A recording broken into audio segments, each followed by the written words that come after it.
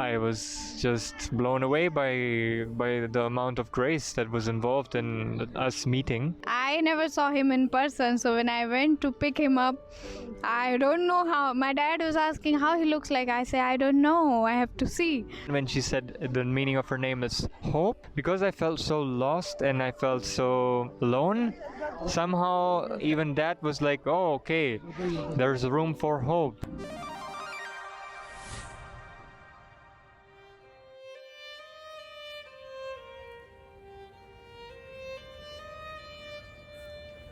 Hey everyone, so lots of people are asking how you guys met. So here we are in Paris sharing our story with you guys.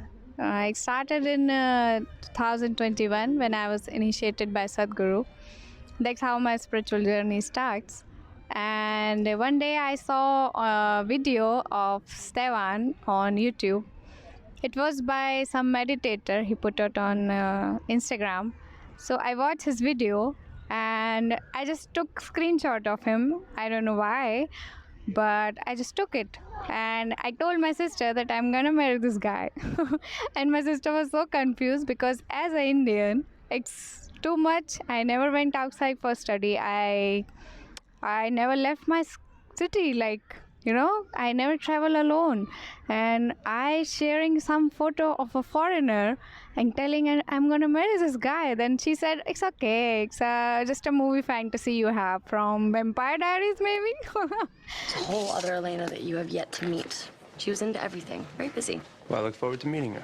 So I just took screenshot and I just started following him. And I just sharing my, my love towards him, that it's like by his work, just by appreciating his work and whatever he's doing, I just be there with him. Even no one likes it, I was there to just see his journey. I never told him, we never talk that, oh, this is like this, or something, who are you, or nothing. I just love him from distance. It's a beautiful thing to do. Then one day I just messaged him on Instagram. I asked him something about how your videos are like this. Then he thought that I'm just a guy who's fooling him. And yeah, like a girl is fooling him. He was not so sure, and he was not so consistent with messaging, or he don't care. He didn't even know me. He was like, okay, whatever. But it was like one time I just asked him one question, and I thought, and he just replied with a voice message. And he asked me how you pronounce your name and what's the meaning of your name. Then I was so surprised at how he can, since 1 year he's not responding to anything, and one day he just show up and asking for stuff. Then I told the meaning of name. Then I asked him one question, that what kind of travel mate you want. Then he was so shocked, and it's his part of story that why I asked this question and what happened with this question. So let him say his story. Okay, so the story goes, I came back from the Isha Yoga Center in 2019, and I found myself feeling lost because the world, the way it was, did not make any sense to me anymore. The things that I valued, the things that my friends valued, the things that people around me valued, and how people live their life, it just didn't make any sense to me. So I felt lost, and that continued until 2021, and then COVID happened, and in all of that I felt that even in terms of traveling, in terms of seeing the world, meeting other people, or going back to India, it seemed like everything is shut down. So now what I will do, and so that feeling of being lost and being alone just felt so strong. And yeah, during this time I was making podcasts with people from all around the world, talking about their journey, and it was called A Seeker's Diary, which you can still find on YouTube, all the episodes that came out. And from there was one particular podcast that Aakanksha saw, and I saw her comments, but I thought it's just another follower, another person who. But I mean, it was continuous. It was every video she put a comment down, and it's rare to find somebody who's supporting you in such a way. Even on YouTube, even on social media, it's rare to find somebody. So at some point in time, always said thank you, Aakanksha, and her name was also saved in my library in my phone. So whenever I write the word A, my phone is typing out her name, which I told her later, and she found that that was very funny. So whenever I wrote the name A, immediately my phone would write her name as a suggestion. So yeah, but I didn't open my doors because I was not really looking for a relationship. I was not really thinking about it, so it was not on my mind. And then one day I was traveling to France. There's no border control, so we didn't need any papers for traveling, even during COVID. So I traveled there to a seminar for healing through the voice. And during these 4 days, there was a particular day. I think it might even have been full moon, but it was a place where I opened up more to my emotions, to be more vulnerable. And in this state of being vulnerable and being more open, I saw her message. I don't remember what the message was initially, that I replied to you, and I asked you. It was just simple. Hi, how are you? So I thought, okay, right, like let me at least message her back. I mean, she's supporting me for so much time, 6 months or more. Let me just message her back. At least that's what she deserves. And in that messaging her back, I also left a voice message, and in that voice message I asked her for the meaning of her name, and when she said the meaning of her name is hope, because I felt so lost and I felt so alone, somehow that even the name, meaning of her name, even that was like a surprise to me, like, oh, okay, there's room for hope.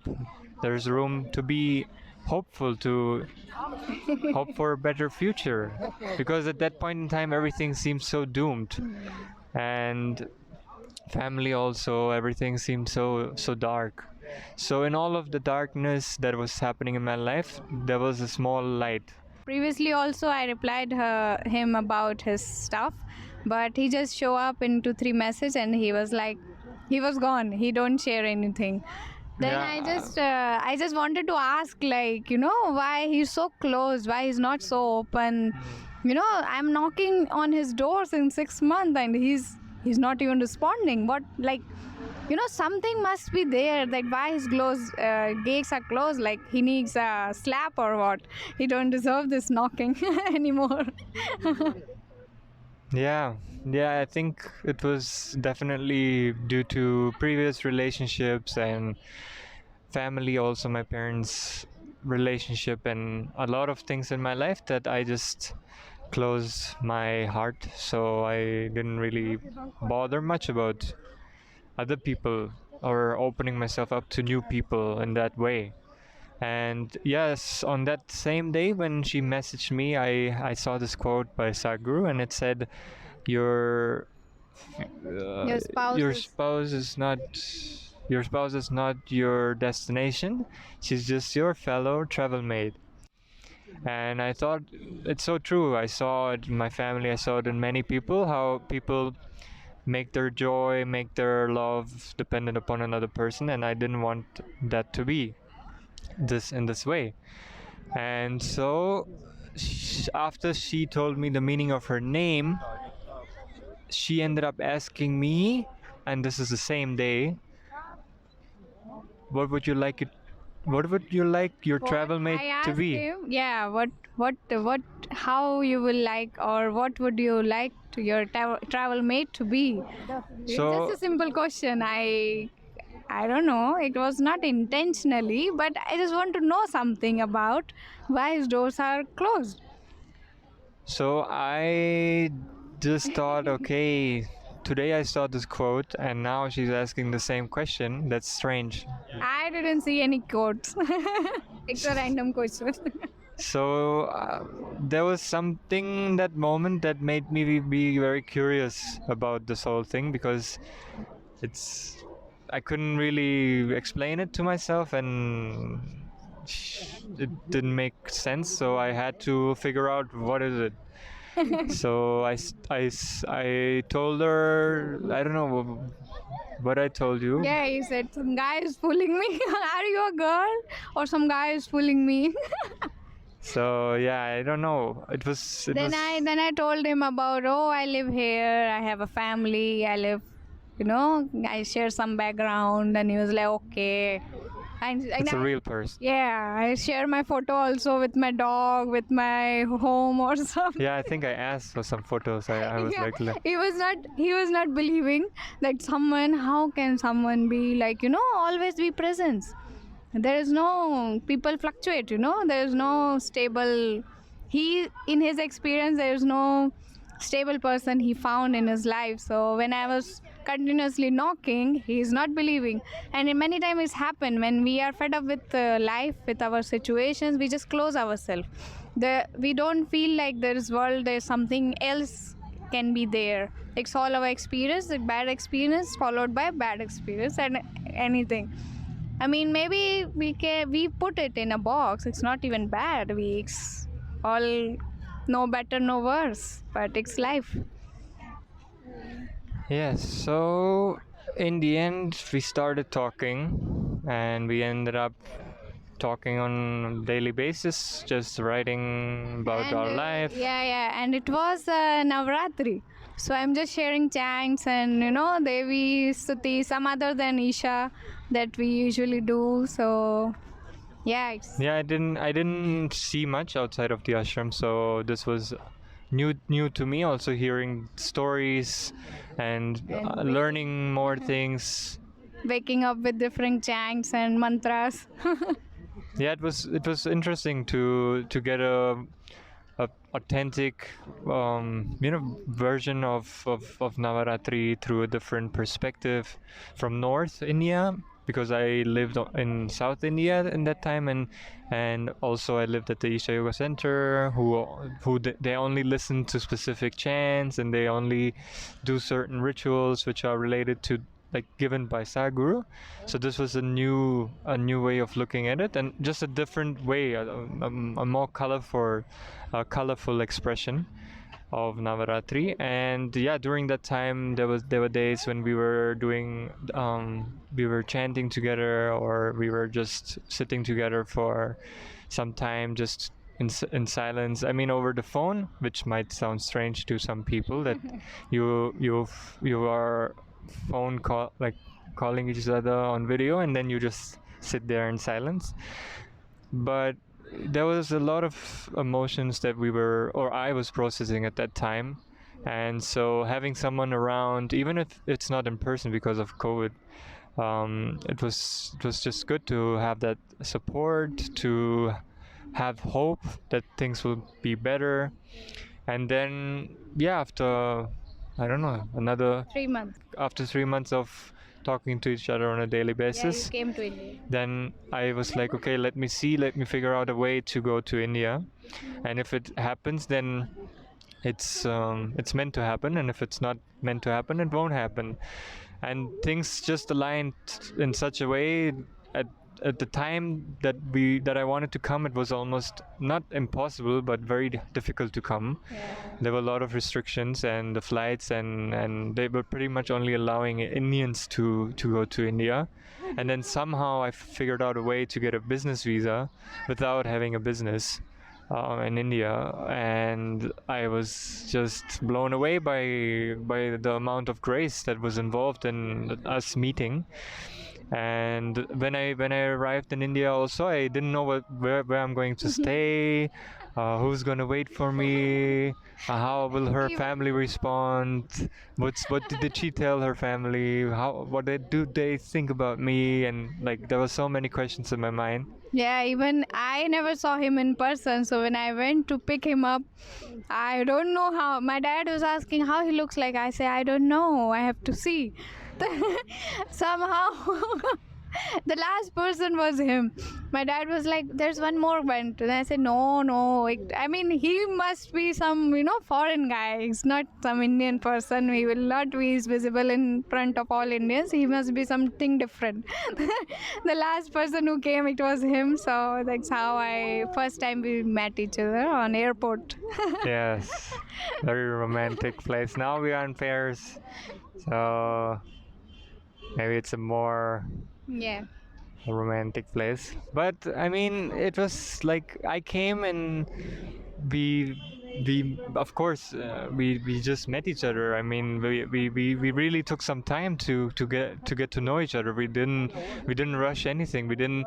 I was telling her also for a long time that don't talk about marriage, don't talk about, like, I don't want to hear anything about it from your parents or you or anything. I want to make my own decision.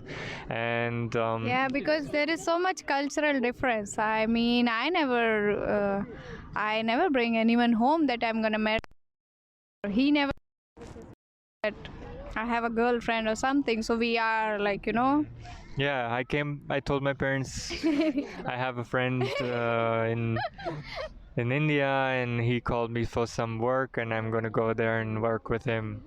I mean, if any of my parents is watching right now, I didn't know what's going to happen, and because people came up with so much questions, like, and Yeah. we never think about we dropped yeah, there's everything. so many questions that you Where cannot you gonna- answer. No, wait.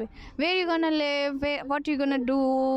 Foreigners are, they're divorced. They just change their partners, and I mean, Yeah, which people are- religion are you gonna attend? What about the children? Which religion they will have? And what language do you guys? yeah, what speak language? together? And then there was just so many questions that didn't even come across our minds. Yeah, but we don't even know how we will figure out, but we didn't even think about it because we never serve our doubts in between our relationship. It just, we are filled with grace. So why we think about something else? Grace is on means grace is on. yeah, yeah, we somehow just felt that we will go with how things go. We will not bother much about these questions because they're not going to help our relationships. I mean, they're If you think about one thing, 100 things are waiting online to, just ruin you in many ways. yeah, exactly. So we ended up not. I mean, I ended up not telling my parents, and after what, a year or what, when I stayed for a year, and then we went to Germany, right? Then we went to Germany. Yeah. And then, So in this year, I mean, I was staying in our home in the beginning.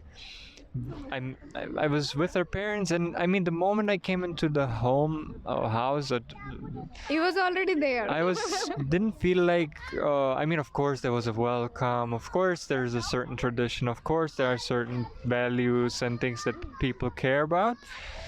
But I did not feel like a stranger. I didn't feel like I'm being welcomed as a stranger, despite of very much looking and feeling like the moment you come into India as a foreigner and the way that people look at you, you feel very much a stranger.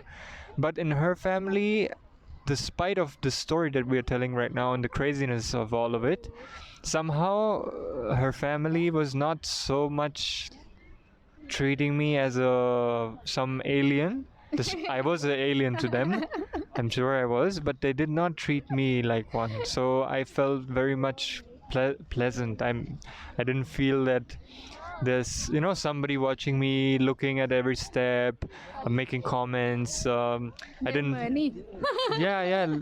There was no odd feeling. That's what I can say. And yeah, then Sorry. yeah. Sorry. We're having so much people yeah. in our background. Yeah, In between this chaos, we are sharing our story. chaotic. I mean, there's a lot of chaos in the story for sure. A lot of pieces of the puzzle which might seem like strange, but I mean, in the end, what matters is that it works. Even when people ask me how you know about him, how you can trust, or there is so many questions, but when you allow life to just take you, to let it flow, then things happen very different.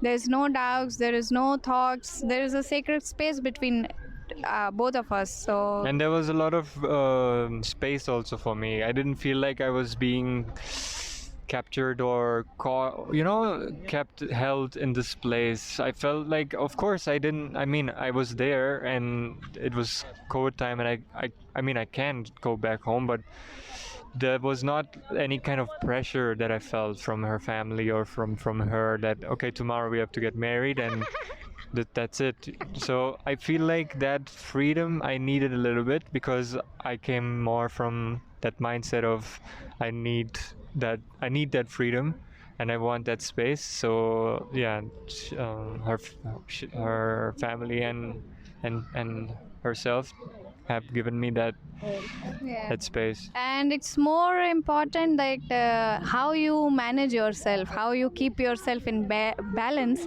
It will allow that other person to reflect on himself, to work on himself. If you caught up with your own minds and thoughts, you will never allow, you set boundaries. So there is no possibility for the other person to thrive.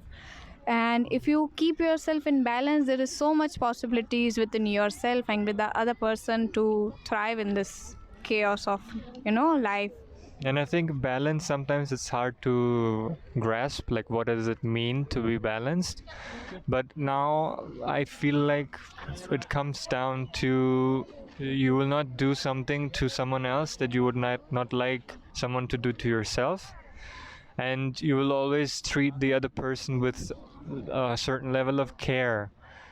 Even if you might feel down or you might feel low, you might feel annoyed, there's a certain care that you have.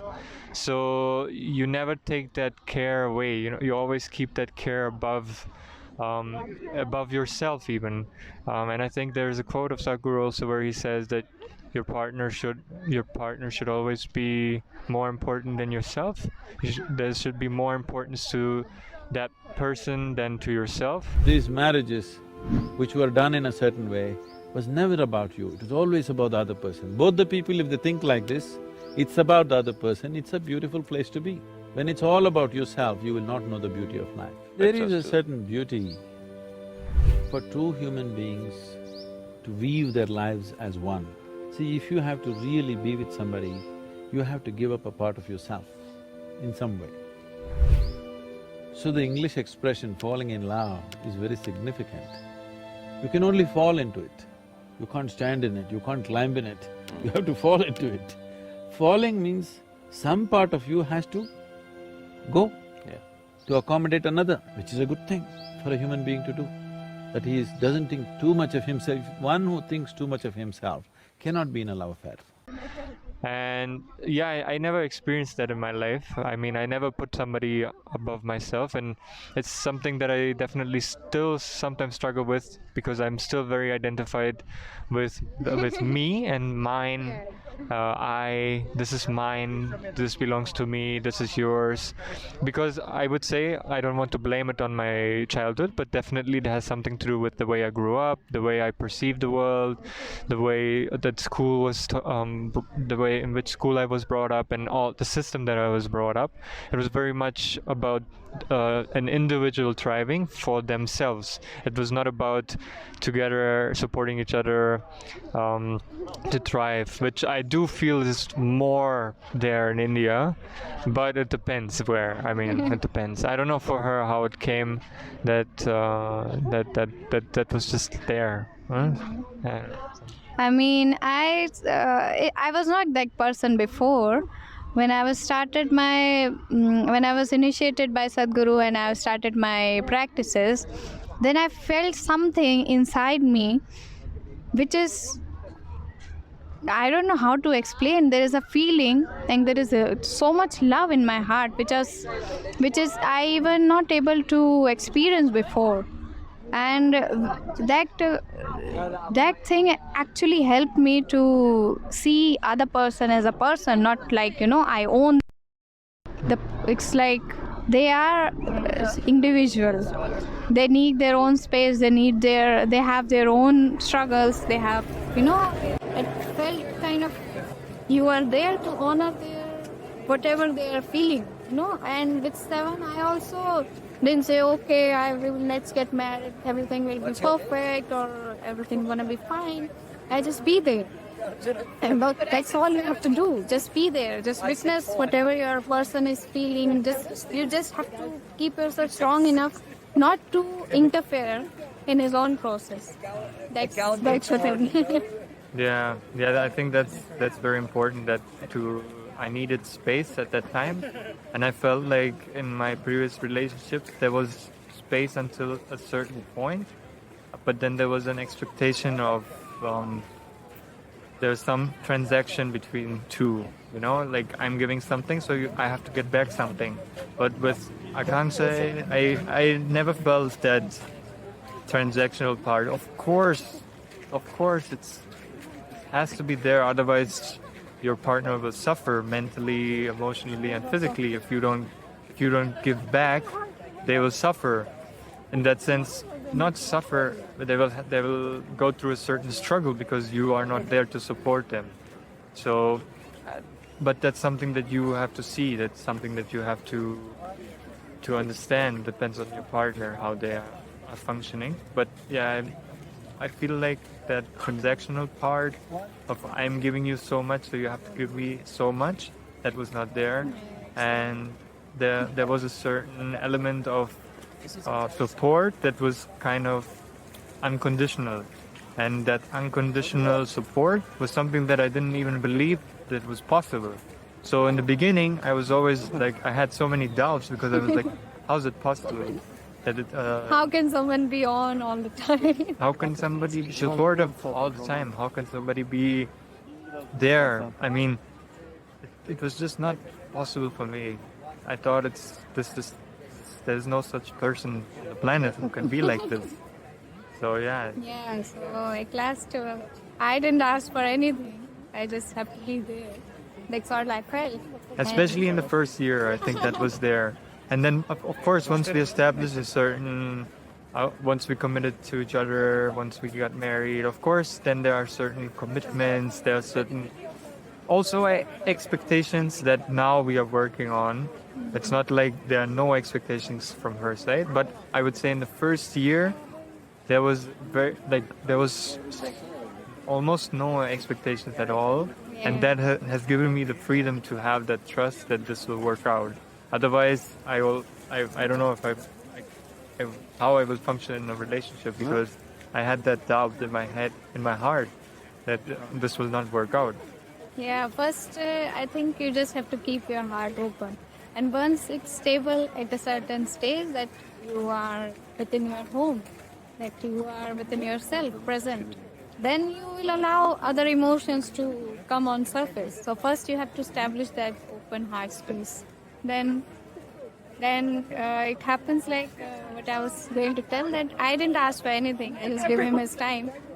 And he gave his everything. I asked for nothing and he gave his everything. That's our story. Yeah, in that space that the partner gives to you, in that space you can actually really nourish yourself. You can blossom, because if there is a certain pressure on you, if you plant a seed and then you always be in a struggling mode and survival mode. You cannot think beyond of it. You just only, breakfast, lunch, dinner, going out, coming, scrolling mobile. Then it's a pattern. You will not go without food one day and you will just have to be in nature, walk barefoot. You will not come up with any other idea than food. And she also, what I felt, that there was no boundary in that sense. There was no rules. It's not like you have to do this for me. You have to eat this for me. You have to eat. You have to adjust your diet, you have to adjust your routine, you have to adjust your choices. For me, there was never any rule. Whatever you want, I will support you in that. Yeah, even that's for where it comes the honoring of other person, of his patterns. Because I know I was not so connected with food, and with him, he can't stop eating. That's his process. So I will never tell him to stop eating. Why you are overeating or this? Let him decide for himself. I mean, yes, I will be there for taking care of you, but I will not say yes or no whatever you're doing, because it's your own process. You have to figure out that you cannot eat at a certain point. You cannot process your stress with eating. It's his own choices. I'm just here as a travel mate. I'm not here to making his choices. Yeah, I think that definitely was that freedom that your partner gives you in a relationship, where you can make your own choices and then also learn from the mistakes that you make. I think that's very important, because otherwise if your partner always tells you do this, don't do this, then you don't make those choices. So you can always blame them that, oh, you said I should do this, but that's not working. So instead you make your choices, so you are responsible for your choices. And I think that puts you in a place where you're bound to grow. And I mean, you always grow together. It's not like a individual thing. Yeah, at some point, I mean, after we spent a year together, and then we were like, okay, yeah, the best choice for us will be to get married. Not because we need somebody else to tell us, they want us to get married. By law, you are married now, so you're safe. We didn't need somebody to tell us something like that. We were, if we are committed, if we want to have a committed relationship, then we have to put that commitment in. We don't need anybody else to tell us what to do and sign a paper and now you're officially married. We did that more because of, number one, the ease of travel, the ease of paperwork, and number two, also because of getting our families together, and her coming to Germany, meeting my family, which is another story. Her journey and that upside down world. I think if you guys want to hear more of that story, you can let us know. Otherwise, I mean, is there anything else? No, I think we covered. We just came here and we had set the intention to share a little bit of the story of how we met. Because I think everyone is shocked when we put our photos together, and like there's so much questions from all of you, so just little bit of glimpse we wanted to hear. And it was very sudden, it was not like years of relationship. We even didn't get time. Yeah, we met after 6 months of her knocking on the door. I finally opened my door, and there were many more magical moments that we shared together. And yeah, then I came to India after another 3 months. Then we spent a year together in India. And in that year, we traveled to Varanasi. We went to the Isha Yoga Center together.